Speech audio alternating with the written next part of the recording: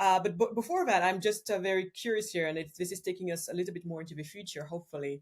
Um, if you had to, if you had to instill the good attributes of what we just talked about into your children, whenever they come to you, Mm. or if they come to you, Mhm. how would you go about it? Because personally, I do talk to a lot of people who are interested in how is it that we instill some of these values, because I call them values. They're what you described. There's a lot of great values there.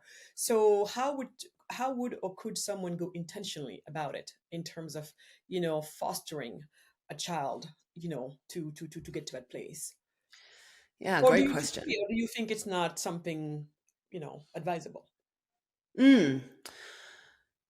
Well, I mean, I haven't had children yet, but if or when I do, I would want them to have a degree of self-awareness about their own relationship with competition more than I had, definitely. It was something that it just was. Oh, you're entering a competition. Well, you have to be one of the key things. So there's different ways competition can manifest, and I think the people who have the healthiest relationship with it are ultimately the people who learn as early as possible that they're not competing necessarily against others, they're competing against themselves. Now, others might be involved within the competition in order for you to, as a way to evaluate how you're doing against yourself. But I didn't learn that for a long time. And I think that's where the unhealthy manifestations of competition come from in a large part. The focus on the validation of whether or not you did well comes from an external place as opposed to an internal place. Now, that's not to say that you couldn't get to an unhealthy relationship with focusing only against yourself too. Like, I think with all things, if you take it to the extreme, it will become toxic. But certainly for me, I wasn't like, oh, well, last time on this test, I got 60 out of 100, and this time I got 90. I would have been more like, well, last time I came fourth out of 30 in my classmates, and this time I came first. And that was more my obsession. And that is where I think a lot of the unhealthiness comes from. So I would want to encourage, first of all, my children to be aware that competition is a tool of interaction. It's a way of interacting with others.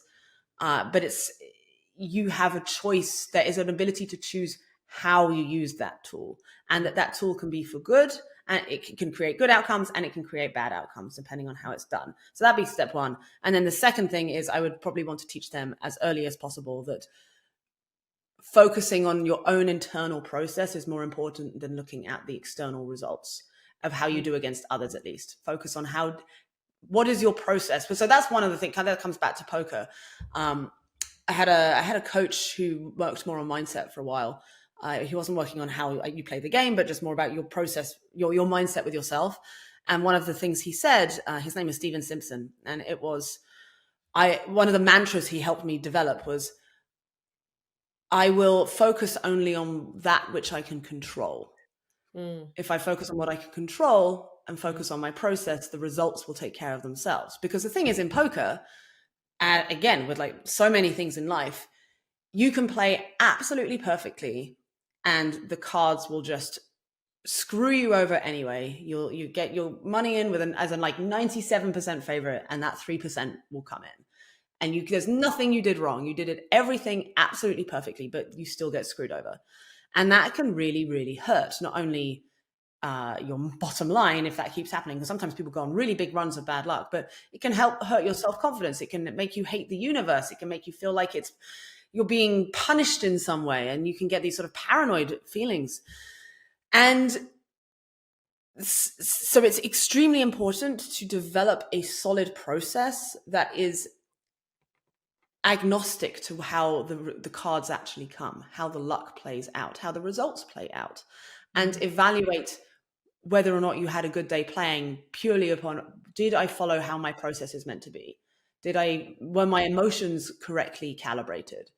Was my thinking process optimized for the certain situation? If no, okay, well, now I can be mad at myself a little bit. Let's go and focus. That's something to improve. If yes, pat myself on the back. Now, did I end up winning money or losing money? That's somewhat incidental. Did I follow my process? And so that kind of process-based thinking as opposed to results-based thinking, again, I didn't learn that until a lot later in life. And I think that would have been really helpful to know earlier on in life, because it just helps you, it just makes you more, again, you will find validation from within yourself as opposed to needing it from the outside.